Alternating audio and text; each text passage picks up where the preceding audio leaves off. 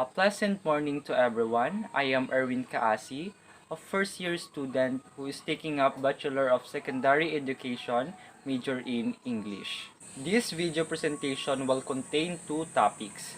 The first topic that we will going to discuss is all about documented essay. So we will going to discuss the definition or what is documented essay all about and how documented essay is different from other kind of essay or what we call the standard essay. And the second topic is all about plagiarism. So this video presentation will help us to understand what is plagiarism, what are the common kinds of plagiarism. The first topic that we will going to discuss is all about documented essays. The term academic suggests more than just the style and tone of writing. An essential aspect of an academic paper is its credibility and its contribution to scholarly studies. Documented essay is another term for academic paper. Here, the term documented emphasizes that any kind of scholarly or academic writing requires the writer to first to read and gather information from a variety of relevant sources on a chosen topic. Second, clearly acknowledge these supporting sources.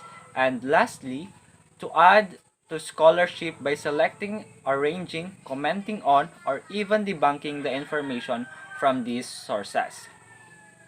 So now, we will be discussing documented essays versus standard essay, or we will be discussing how documented essays is different from standard essay. So, both a standard essay and documented essay consist of an introduction with an explicitly stated central argument or thesis, three or more supporting paragraphs, and a conclusion. However, while in standard essay, generally known facts and personal experience of the writer are sufficient to support the thesis, while in the documented essay, it requires concrete supporting information from relevant sources. Moreover, in this type of essay, when these sources or any material quoted, paraphrased, or summarized from them are mentioned, there is an explicit acknowledgement or citation of these sources. Failure to properly cite a source result in the scene or academic scene we call plagiarism. For us to better understand how documented essay is different from standard essay, here is a graph that or a table that will help us to better understand the difference of the two. And the second topic that we will going to discuss is all about plagiarism.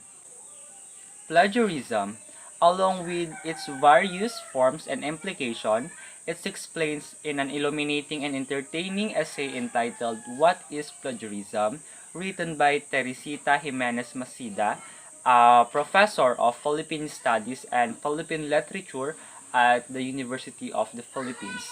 As three examples of plagiarism cases, the author also explained why plagiarism is considered as a sin. So let us start. What is plagiarism? So plagiarism is simply explained. Plagiarism is when you borrow someone else's word and make this appear as your own. In other words, it is the representation of another author's language, thoughts, ideas, or expressions as one own original work. In educational contexts, there are differing definitions of plagiarism depending on the institution. Plagiarism is considered a violation of academic integrity and breach of journalistic ethics. And now, we will be discussing the different kinds of plagiarism or the different common types of plagiarism. First one is all about complete plagiarism. So what is complete plagiarism? Complete plagiarism is the first and most obvious kind of plagiarism. It is when a person copies word for word of a sentence from a paragraph or a whole article of a book or different section of a long article or book written by another author and does not enclose the copied words in quotation marks. Even if the copier acknowledges in his bibliography, lack of quotation marks constitutes to plagiarism. For example, I forgot to put the quotation mark. It is no excuse. Also use words like as stated, according to, or many more that shows that the information you are presenting is not yours. The next kind of plagiarism is what we call paraphrasing plagiarism. So from the word itself, paraphrasing. So it is the kind of plagiarism that a person borrows someone else's ideas, rewords them to make the ideas seem like her or his own. This becomes apparent when there is no attribution to the original's author. This means the person borrowing did not mark the reword ideas of another writer with a footnote or an endnote to acknowledge from he or she borrowed the ideas.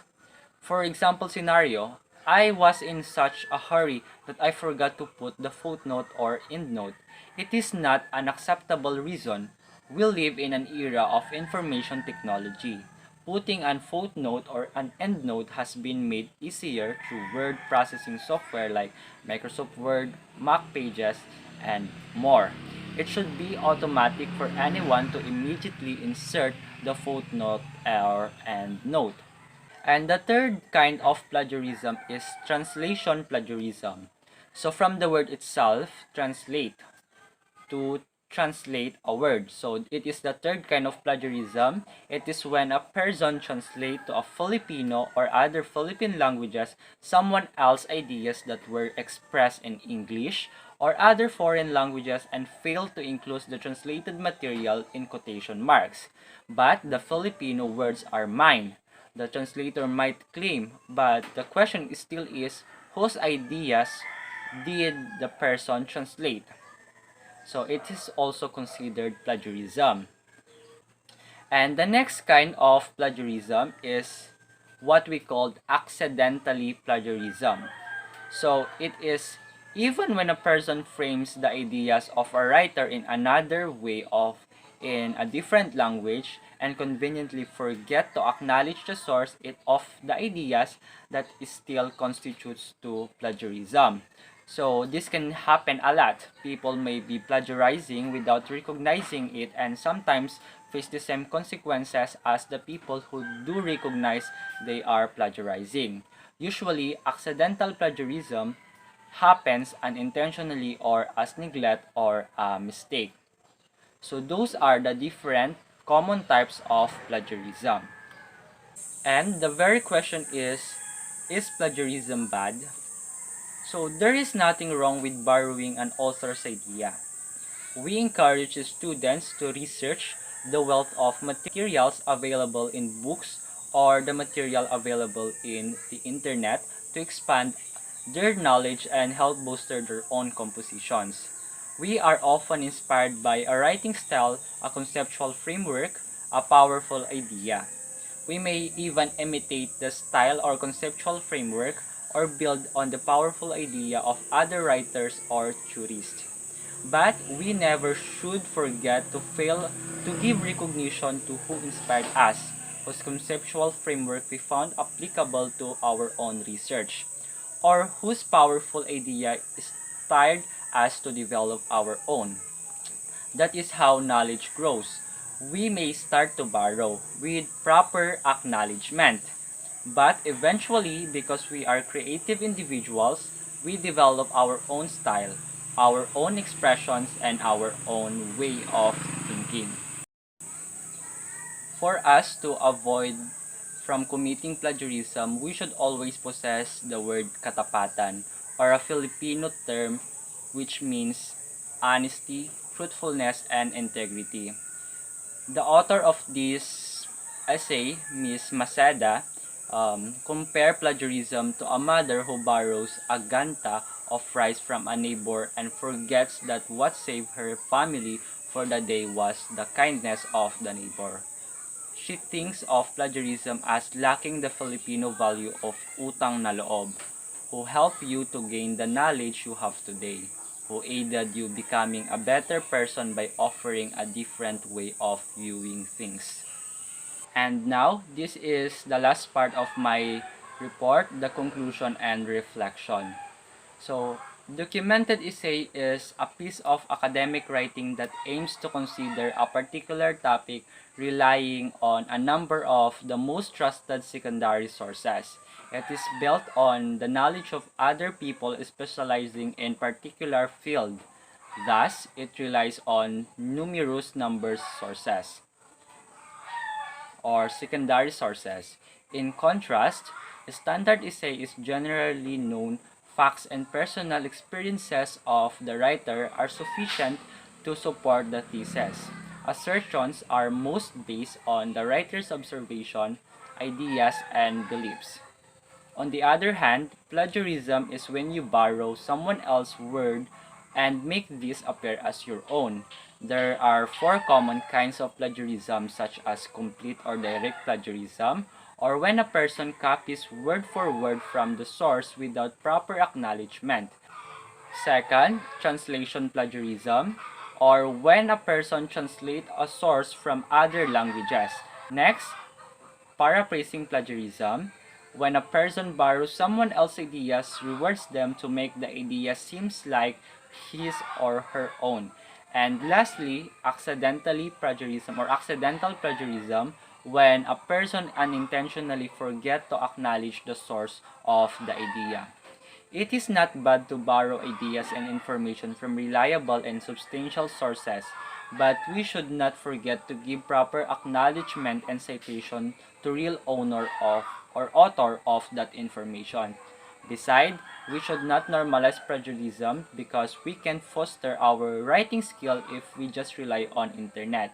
It is okay to be criticized for incorrect grammar and misspelled words than to be praised for the work we don't even understand. Thank you, and I hope you learned something from my report. God bless.